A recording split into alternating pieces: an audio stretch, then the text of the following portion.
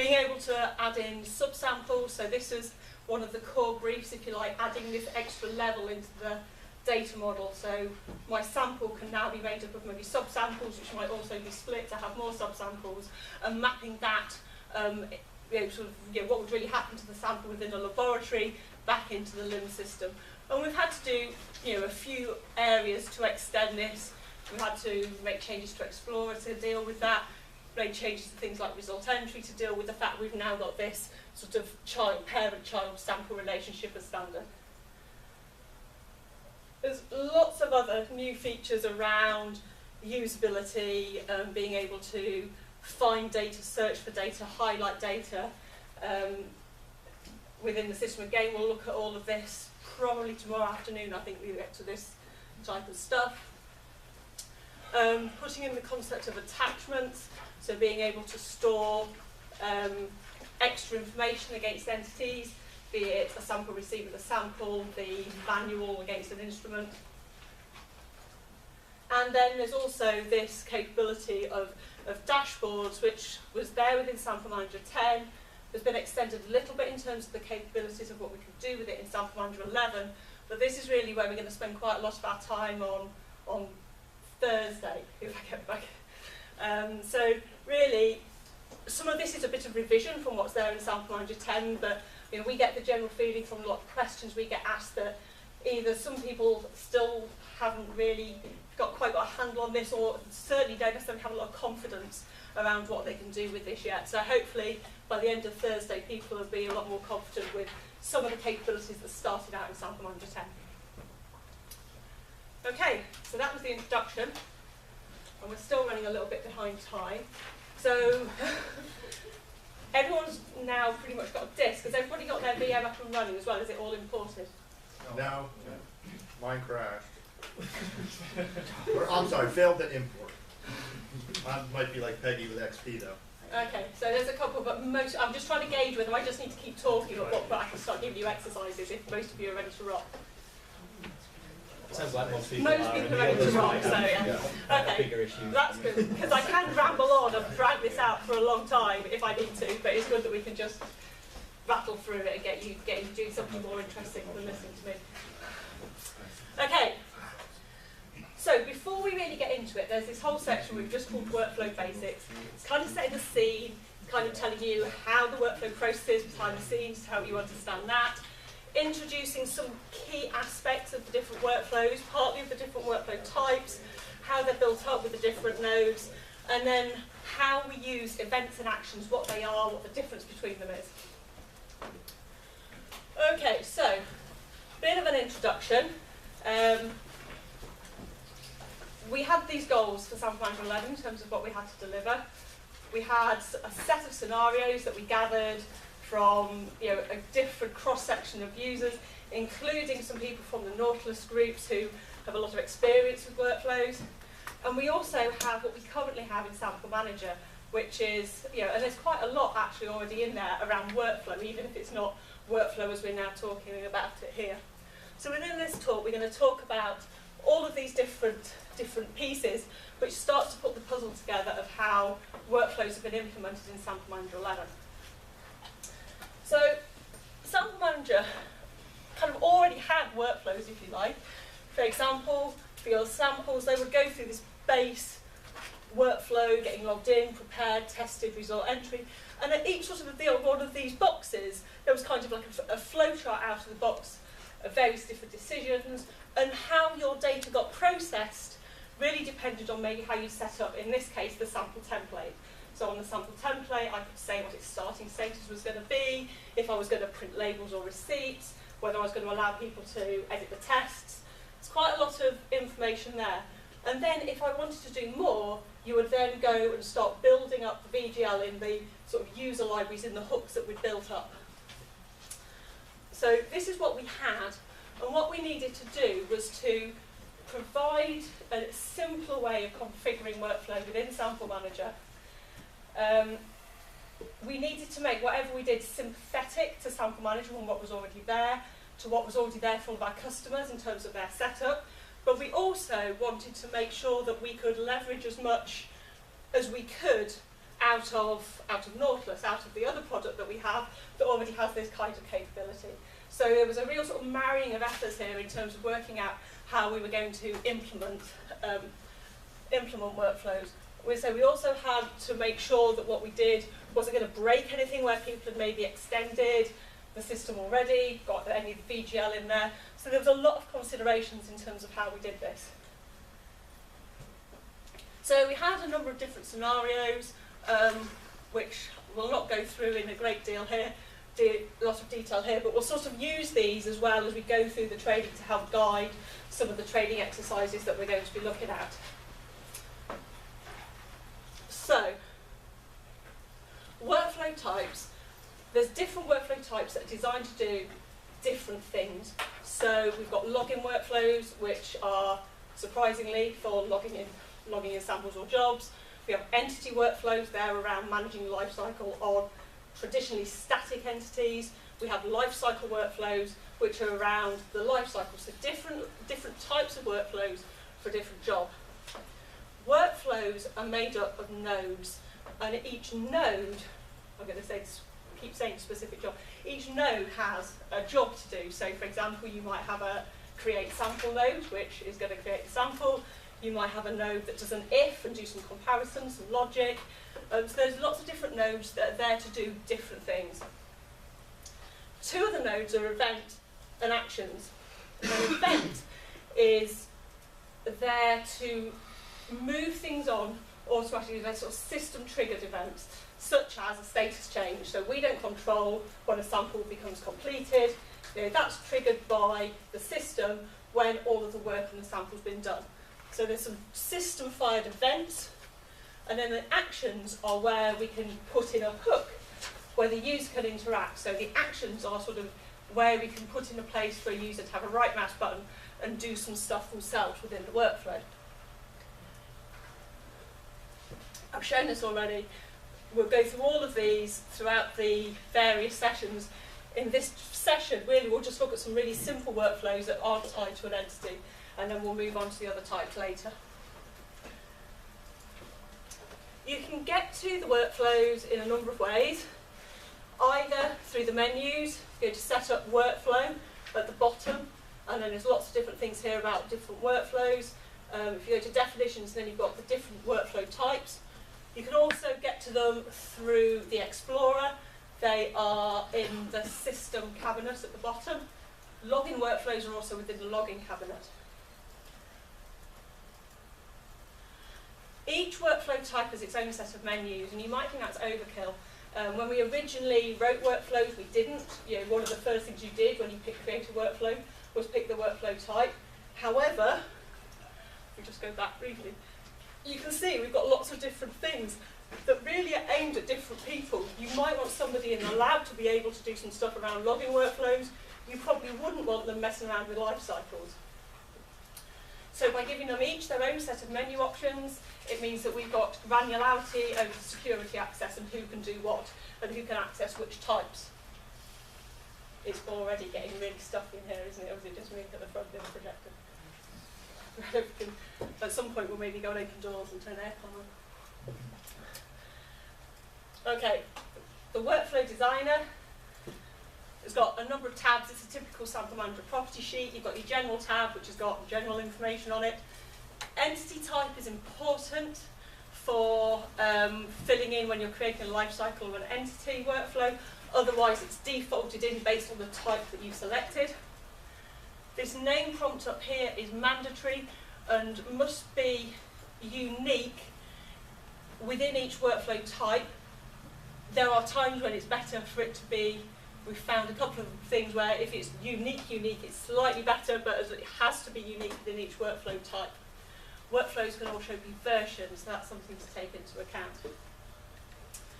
The workflow editor is made up of a number of areas. This part here in the middle is where we build up the workflow. This is sort of the workflow designer area. Over on the left-hand side, this is where we've got all of the different nodes that we're going to use to build up the workflow. On the right-hand side, this is where we then build up information about the specific node that we've got in the design pane. So here, this is where we've got some details. This is really what you see at this level. And then the list of parameters is based on how I'm going to configure that particular node to run. So I've got a create sample node, so I've got things like what the sample template is I'm going to use, what its starting state is, etc. Some parameters will be yellow, and they are mandatory. They're not showing up at all on the projector. When you look at it in the software, they're much more obvious. Only appropriate nodes can be added as child nodes, so we know what makes sense to go underneath other things, and you can see that some things are greyed out, so you can only add in valid nodes underneath. There's lots of different ways of manipulating the workflows, either keyboard shortcuts, which I like, or drag and drop, which honestly I don't so much. It's quite good in demos, but other than that, generally, you know, it's quite hard to drag it exactly where you want it, and then you get error messages saying it's not valid there, and you don't have that fine control. So have a play with it, but keyboard shortcuts is probably my recommended way of manipulating it, unless Tom's getting fancy in his demo. So then here's the list of nodes. We are not going to go through them all one by one, telling you what they all are. That would be even duller than this. So we'll cover quite a lot of them just as we go through the training. We'll cover quite a lot of them in the worked examples that we'll go through. I will point out 2 or 3 specific ones that might be of use to you as we go through certain scenarios as well. But they're generally sort of categorised. We've got some common ones, which are the ones we think you're likely to use kind of quite frequently, that get grouped up near the top. We've got some nodes specifically all about reporting, about where we're going to print off things, being able to prompt for information, result processing, etc. So there's lots of different nodes to do lots of different things. So I've already said this, but it's always good to say it again. Each node has a specific function, and to help set it up to perform that function, there are a set of parameters associated with that node to tell it how to behave. So, for example, these are the parameters for a prompt for note. So I've got things like the message and caption when I'm prompting, and some information about what's going to get stored against the note as I generate it. I've already said this, and again, you still can't see it, but the yellow ones are mandatory. And you really can't tell at all, can you?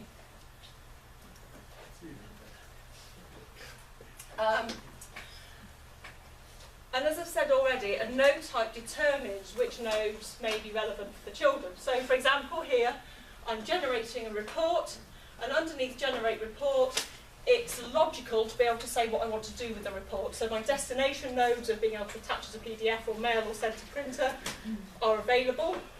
I've got a node here which is a pop a message box on the screen. Those things are not relevant, and therefore they're greyed out. So depending on where you are and what makes sense to be the next step, depends which nodes you can use. Okay, so here's just a really, really simple workflow. A general workflow, so it's not tied to an entity.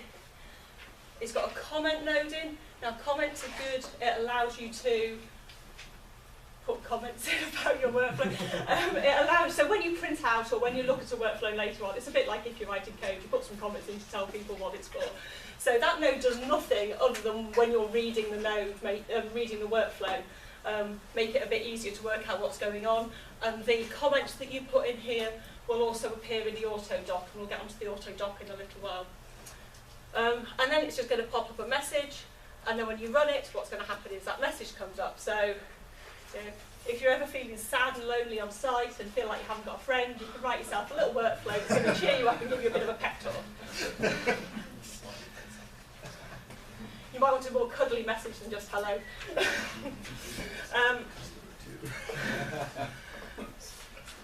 Workflow auto documentation. So this is carried on an idea that we had in Sample Manager 10 for the form auto documentation. So basically, if you pick a workflow, right mouse on it, you've got this option which allows you to document it. It goes through the workflow and writes out all of the business logic behind it out into a document, into a Word doc. So it gives you a title, it tells you about it, it tells you all of the different nodes. As you can see, the messages come out. So what this will do is we'll get you a good 80–90% of the way there to producing sort of the functional specification. You know, it'll pull out all of the information against all of the different nodes, how you've got them all configured, and explain how that workflow is going to run. And it just does it magically. I would say, I mean, clearly it's not magic, but you know, in my world it is. And there's a bit at the end as well, which goes through all of the different nodes that have been used, and always pulls out the standard documentation. So there's also not only how you've got your workflow configured, but actually almost like the system spec for the component pieces that you've used as you build up your workflow.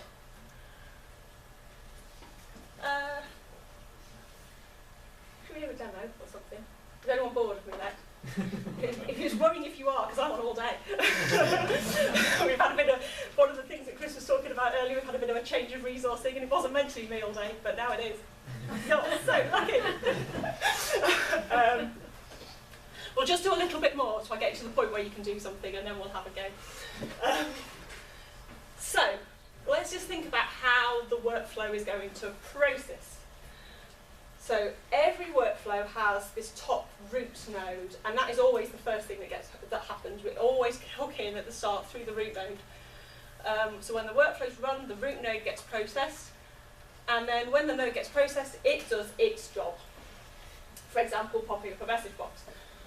And it will then process through all of its children in turn until it gets to the bottom of that sort of branch of the tree, and then it will jump back up to the next one. We've already said only certain node types can have children. A node may also decide not to process itself.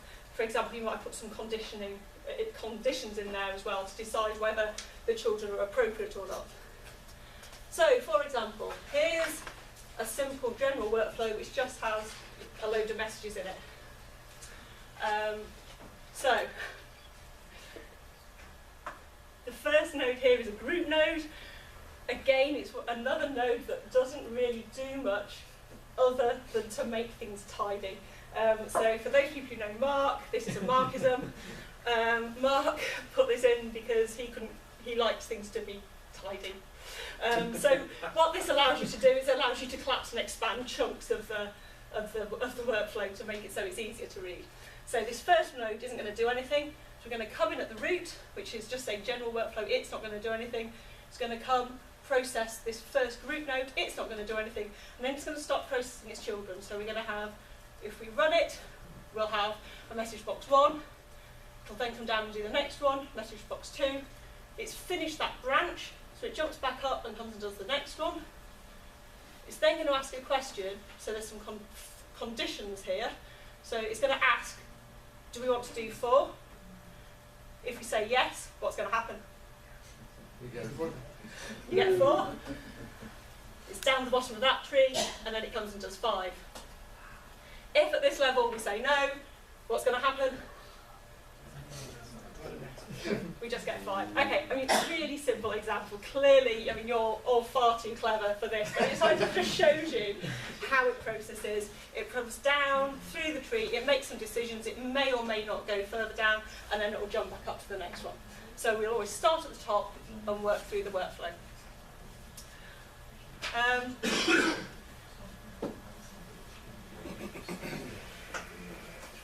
I might do a demo of Blackboard and PowerPoint. You get to sit down. I get to sit down for it, but what's really good is I've got a really squeaky chair. So, here we are in Sample Manager. First of all, let's just go and have a look. Let's find my workflows. Okay. And somewhere I've got some general ones. Okay, so here's my hello one. And there's different ways of running the workflow. But for now, I'm just going to do a really simple one. I found a workflow. If I right mouse, I can run it. If we first of all actually just look at it, double click. Here's that hello workflow. If you go to the workflow tree, there's the comment, and it's I see I've expanded my message to not just say hello. And I expect a really loud response when I run it. Yes. Yay! Excellent. There we go. So that one's basically putting a message on the screen. The next one we're going to look at is how we can use workflow. This was the one on the slide, wasn't it? To do something. So this workflow isn't tied to an entity, it's not tied to a piece of data, it's just going to go and run some